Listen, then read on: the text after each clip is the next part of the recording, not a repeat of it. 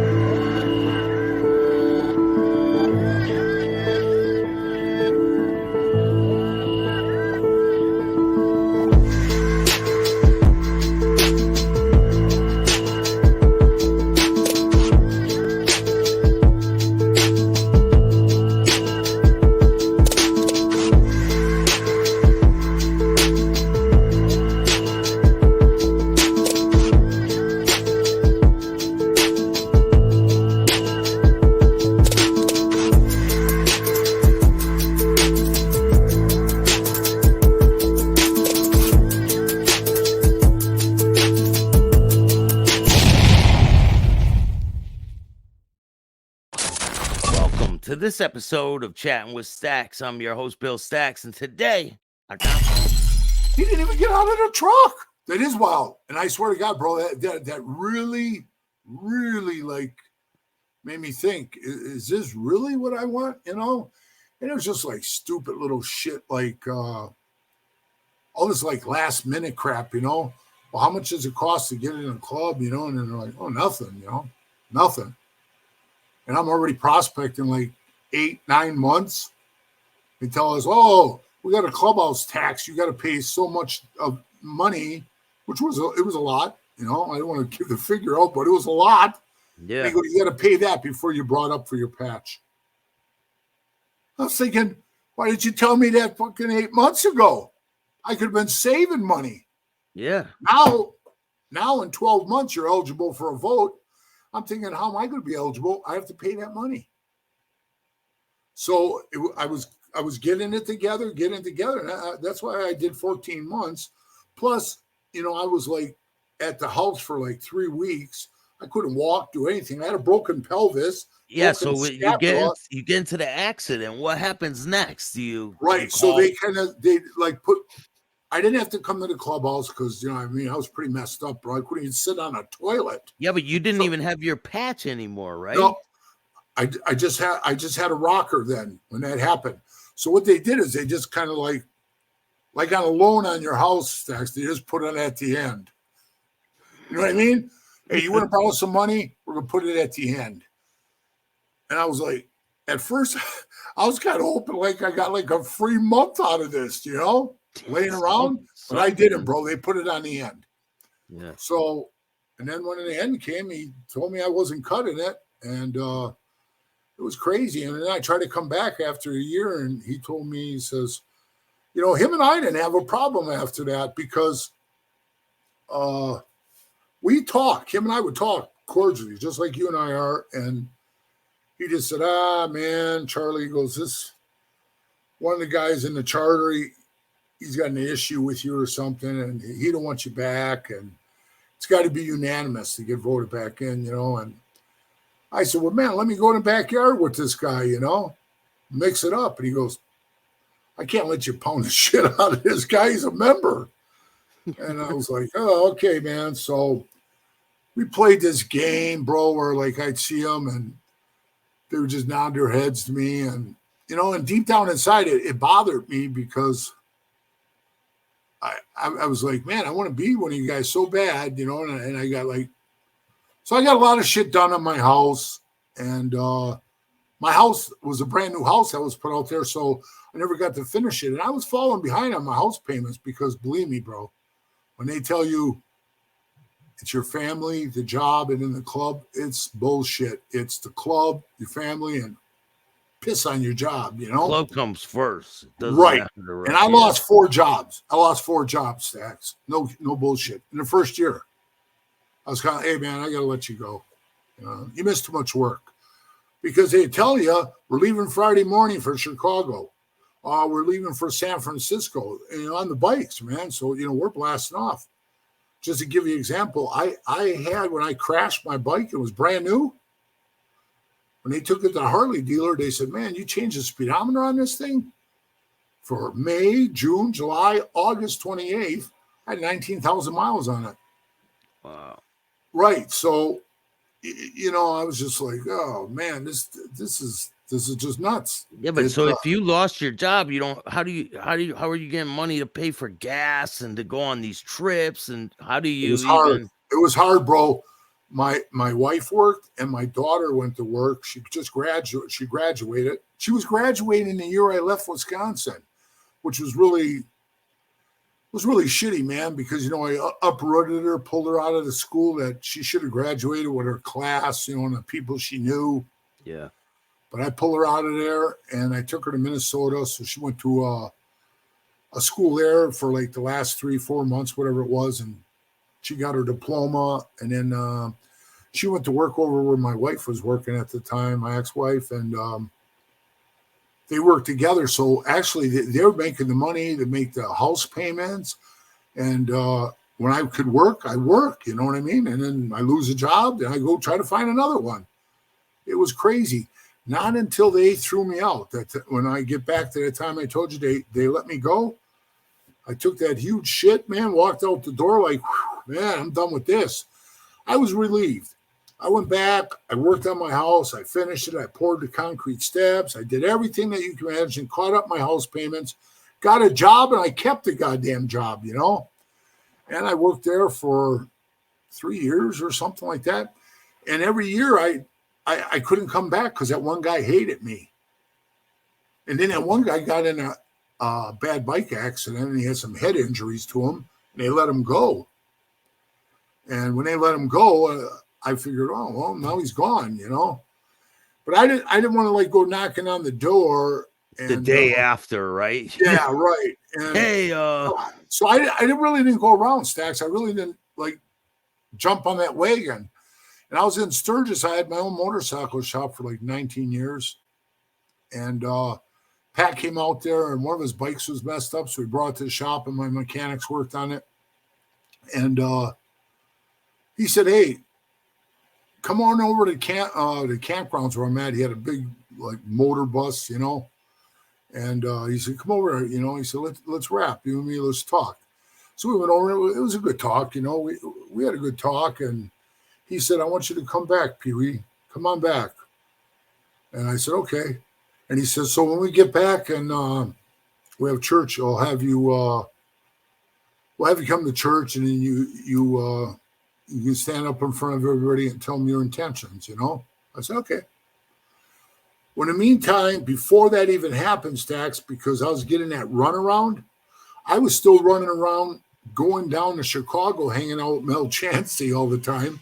And me and Mel running around, being goofy, beating on people in bars and stuff like that, the right people. Yeah. And we were still doing that thing. And I wasn't even part of the club, bro, but I was doing it because Mel is like my blood brother, Yeah. Like the blood brother because he's really close to me. We talk every day. He just hit me up today. I'm going to go visit him. And he's a great guy. Oh, he is. And he just hit me up today and he cracks me up. So Mel was trying to, he was trying to get me to go to Chicago, to come there, transfer there. But you always got to go back to where you start to get permission to go somewhere else. So I still had to go in front of that room. You know what I mean? Yeah. In the meantime, Mel catches a case. They send him to prison. So that kind of dropped the bucket right there. You know what I mean? Those other guys wouldn't have fought for me like Mel would have. And I was like, now what? And then I ran into one of the Frisco guys, and I always got along great with Frisco, San Francisco. Yeah. And they were like, why don't you come out here, man? I says, yeah. I was worried about, was I going to make it out there? Or because, the cost of living is like living in New York. So I says, so you guys would. So I went to their church, to their meeting, and they all said, hey, we'll take you, man. They all agreed on it. They said, at this point, did you have a bottom rocker? No, I was nobody. I was nothing. I was nothing. So I said, okay. I said, let me go to this meeting thing with Pat, and I'll tell them that I want to move on and move from Minnesota to San Francisco. And it was kind of a weird thing, Stax, because I showed up that Thursday for their church, and we're waiting. No Pat. He never shows up. So they come on and they tell me, hey, Pat's not here. He don't feel good. So we're just going to go hanging out and hit some, some titty bars and stuff. So you want to go with us, you can. But other than that, it's best if you just come back next week. I'm thinking, okay. So in the meantime, Ralph already quit. The big guy I told you about? Yeah. Ralph, he already quit. He did like 5 years and he quit. And that's within 94, 95, 96, 97, 98. So this is like 1999, actually. So he, I went over to his house and I said, man, what do you think is going on? He told me, listen, dude, Pat's going to screw you some way. Get the hell out of there. And I said, man, I'm trying to save us some money. I got to take this trip. I had a cargo van. I put my motorcycle in it, all my shit. And it sounds pretty selfish of me, and it was. My 2 kids were there, and my ex-wife at the time. She was my wife at that time, but I told them, hey, I'm going to go to Frisco. I'm going to do this thing. Let me do it on my own because it was too hard with the family. And she was taking care of the household pretty much on her own, Yeah. I think back on it now, what a huge mistake it was. And I shouldn't have done it because it mentally really, really fucked up her head, man. Bad. It did. I didn't know, she had like a nervous breakdown on it. And it was just me being selfish, man. I didn't think about anybody else. It was just like, man, I'm going to be a Hell's Angel. And then later I seen the consequences of how bad it was. And it was a downfall in my life at that time. But, when I got to Frisco, well, first of all, let me get back to telling you. So the next, Ralph says, get out of here, man. And he hands me $2,000. I said, what's this for? And he goes, here. I says, oh, I don't know. I could pay you back. He goes, I don't want you to pay me. I'm giving it to you. Get out of here. He was going to give me this big gold bracelet, but naturally, not even handcuffs fit my wrist, I got some big wrist. Yeah. So here, just take the $2,000 and go to California and live your dream. Do what you want to do, PeeWee. Live out your dream. And if it ain't what you want, then, you always know that you did it. And I said, okay, man. So the next week comes, I go to church again. You believe this, bro? Pat doesn't show again. Yeah, again. Is this the time he's cooperating? No. He wasn't cooperating then. And then I thought, son of a bitch. But they called me in the room anyway, so that was good. And I went in the room and they said, you want to come back? And I said, yeah, it was like in October. And they said, when do you want to start? I said, how about the first of the year, a fresh start, And they said, all right. And I said, but I want to transfer. I want to go to Frisco. And they just were like, what? A couple of the guys in the back were like this. Hey, you got a place for me to stay when I come there, right? I said, you got it, man. So they go, we got to think about this. We're going to call Frisco right now and ask them. So they call Frisco, and Frisco goes, hell yeah, we want them. We're taking them. So he goes, I got to call Pat, ask Pat. He asked Pat. Pat says, let him go. So it was off to San Francisco I went, And my son at the time, Brad, he rode with me in the van, and it was sad. I had to put him on the plane to fly him back. And the saddest part about it was like, the way I put it in my book, Stacks, I put it like, putting him on the plane, flying back, it was like sending the last personal thing of mine, of my family away. It was like, go, And that's how I felt, man. I mean, I could feel that, man. My heart was broke, and I put him on the plane. He flew back, and then I started doing they made me hang around for like 2 months, 3 months, 2 months, I think it was. Before you got your prospect patch. Right. Then I got my prospect patch. And then, when I made member there, it meant a lot because they're the second charter ever of Hell's Angels, so that's a big deal, bro, Yeah. Like you're like history right there. What one was one of the first ones? San Bernardino, Purdue. Yeah, they were first, and then Frisco. And that's why you've seen all the Purdue guys and the Frisco guys on the stage in Altamont, Yeah. So, the night they called me in, it was pretty cool. They called me up into the room and they had me like a little flustered, bro. I'm standing there and you always got to watch what you say, man. Cause sometimes you slip of the tongue, say something stupid, man, and boom, you're gone. And so I got up there and I thought I was getting like reamed out for something or something I did.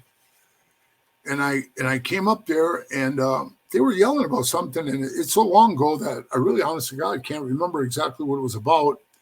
And they were yelling, and one guy stands up, and it was Tony, he's out of the club now, but I'm still great friends with him. He's still my brother, and we talk. And Tony says to me,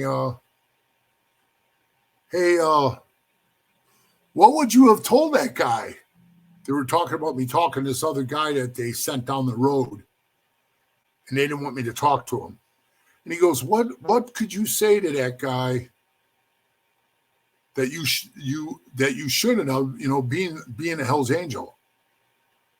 Well, I stood there for a minute, and I'm thinking, "Oh, what does he mean, being a Hell's Angel?"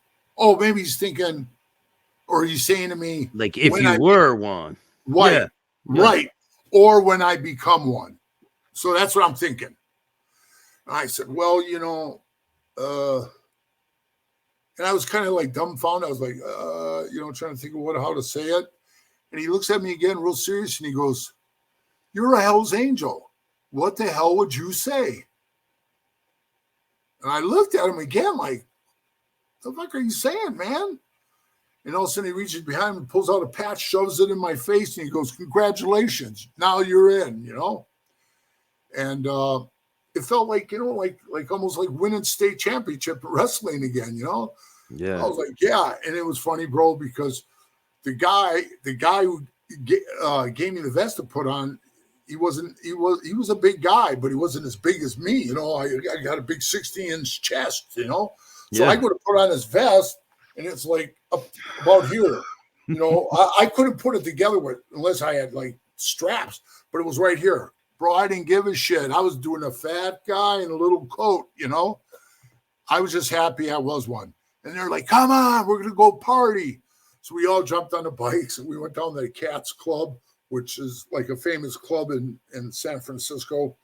We went down there, we partied there all night, and shit, I think I left there about 4:00 in the morning or some shit like that. And then we went to the clubhouse, and I lived in the back of the clubhouse. I had an apartment in the back, so I didn't have far to go, Yeah. But yeah, it was a pretty cool feeling. And to make you laugh, on one of the things, there was a brother from Long Island, big guy, and they call him Big Rod, right? He was as big as me, bro. Just from, I guess, like California lingo, where we all, hey bro, we're always saying bro. So he came there for a funeral, and I was a prospect. I had to drive him to this funeral. And I get out of the van. I said, "Hey bro, you want anything to drink or eat?" And he goes, "Hey, quit calling me fucking bro. I ain't your bro." And I said, "Well, it's just the way I talk, man." And he goes, "Well, you ain't a member and you ain't my bro, so don't call me that." So yeah, so we go to do something else, and I walked over, and I remember when we got there, he was still sitting like in the van, but everybody's like jumping out and going to the up to where the casket was and everything. It was a funeral we were going to, and this guy got killed on a motorcycle, another member, and I walked over to the van and I said, "Hey, bro." Everybody's walking up there. He goes, "I told you not to call me bro." And I was thinking to myself, well, me and this big boy got to fight. We're going to fight, but that's just the way it is. I wasn't doing it disrespectfully. It's just the way I talk. Yeah. So I'm at the clubhouse. You're going to die, man. I just made member, right? The phone rings. I pick it up. Frisco. And that's how they always answer the phones, whatever state they were, right? Or charter. So I pick up the phone. I go, Frisco. He goes, yeah, this is Big Rod from Long Island. I'm calling up there. I need to talk to someone. And I forget who he asked to talk to. And I said, this is PeeWee, bro. He goes, hey. And I go, hey, before you start bitching, I made member yesterday, or tonight. That's what it was, which was the next day, actually. But I said, I made member last night. And he goes, oh, congratulations, brother. The guy was a trip, man. That's fun. Yeah, and then him and I got along great after that. But yeah, he wasn't on the bro thing, But yeah, I used to do like stupid shit. I'm only laughing, bro, because now I think back on it. Some of the shit was pretty funny. They have another guy. His name was Stevie. He got kicked out of the club, and he was a real dickhead, And he came to Frisco, and he got a big tattoo on his forearm. I can't remember what the fuck it was, but one of the friends of Frisco, a big bodybuilder guy, comes walking over, and here we go again with that California lingo, okay? And he walks over and he goes, hey, man, did you see my new tattoo? And he shows it to him. And I'm standing on the other side of him. And he looks at Stevie's arm, and Stevie's a member. He was from Indiana. And he looks at his arm, and the dude goes, that thing's fucking sick. He walks away. And Stevie starts doing this. Like, what the hell did he mean by that? Because he went, that's sick. And he walked away. And I said, yeah, that just means, it just means it's like sick. It's badass, man, It's cool. He digs your tattoo, And he goes, you guys got like weird lingo up here in California. And I said, yeah, so I says like, and believe me, bro, I was still a prospect when I said this to him. But yeah, he was freaked out. I says, so like a lot of times when we're joking around and shit, because it's Frisco, don't like freak out, because this is just like a joke thing. Like if I say to you, instead of I yell, hey, Stevie, and I yell, hey, it's just a joke thing, He goes, you better call me. I just started laughing. I thought I'd try to get away with it, bro, because I would have called him that all day. How much of a difference was it hanging out up in Minneapolis compared to day and night, bro, day and night. They were like, I wouldn't get like no 45-minute lectures about stocking a cooler full of beer or anything like that. Matter of fact, it was funny. They were saying, hey, man, our cooler's taking a shit. And we had like a small cooler. It was like the size of a refrigerator, And we're stacking that in there. We had a huge clubhouse. It was huge, bro. It was a classic clubhouse. It had members' bikes in the walls, embedded in the walls, like in shrines, with all their stuff around it. It was really cool, bro. I mean, it would almost be like a museum for you to go in and see. That's how cool it was. These guys, they didn't play any of that, the cooler games, right? So getting back to the cooler, they said, hey, PeeWee, man, our cooler's taking a shit. If you see one cheap or something, let us know, because we're going to have to buy a new cooler or some shit. So I come around the corner down the street on my bike. So you got to go like up the street on Tennessee Street. That's where the clubhouse is. So you go up to the top of the hill and you turn right. There's like a little, I don't want to say 7-Eleven, but that's what it's like, a 7-Eleven. Like, but it was a little grocery store. And it was being remodeled inside. They were gutting the store, and all the shit was tarped out in front of it, right? So I turn the corner and I'm looking at it, and I see this big, like probably 8 feet by 10 high, big old cooler, big giant one. And I'm thinking, oh, we got to have that. So I went down to the clubhouse, man, and I got a couple 4-wheel dollies that we had in the back room. I went over and I had to lay that thing on its side, bro, and I had to roll it down the hill. And I'm telling you, this hill was steep. I think when he got away from me, and it almost did twice. And I was trying to, it's taking off, and it weighed so much. There was no way I could have stopped it from flipping over if it was going to flip. Yeah. That's how heavy it was. But I got it down to the end of the road, and we had a big garage door. I opened it up, wheeled it in, took the old cooler out, put the new one in, let it sit for a while. I put all the beer in it. It was stacked. They all came in and were like, where the hell did that come from? And one of the guys in the club worked for Budweiser. So anytime, he would go into a store, Stacks, and they say, this beer's outdated. You know what I mean? Well, really, is beer outdated, bro? No. Guys can have beer. Yeah, the guys have beer in the garage for 2-3 years. You're drinking it. You know? Yeah. You don't even know. This shit just like last month, it expired. It doesn't expire. It's just, they can't leave it in the store. So he would always bring, man, we had so much Budweiser and that shit. We never paid for beer. Never. And that guy that worked for Budweiser, his name was Anthony. And that sick bastard, he ended up killing his 2 kids, his wife and himself. What? Yeah. Suicidal. He killed them first and then he shot himself. You're in San Francisco. Where do you go from there, and how long do you stay there? And was there any big events that happened in your life when this was happening? And did you go back to Minnesota, and what was it like when you went back to Minnesota? Believe this, bro. I went back to Minnesota when Pat got busted on his federal case. They gave him 20 years. He had a going away party. And I went to his going away party, and I seen there was people, all kinds of people. Other clubs were there. Club I love dearly, the Hell for Steros. They're big in the Midwest. They're a big 1% club, and they started way back in like 62. Yeah, and those guys are still my friends to this day. I love them. They're great. They're a true brotherhood, and they were there. I see one of their members give Pat a nice gold ring and, say, hey, man, it's bad this is happening to you. And we're all there hanging out with him. And Pat looks at me and he says, Charlie, can you ever forgive me for what I did to you? Running me down the road. But now I was a Hell's Angel, right? California one.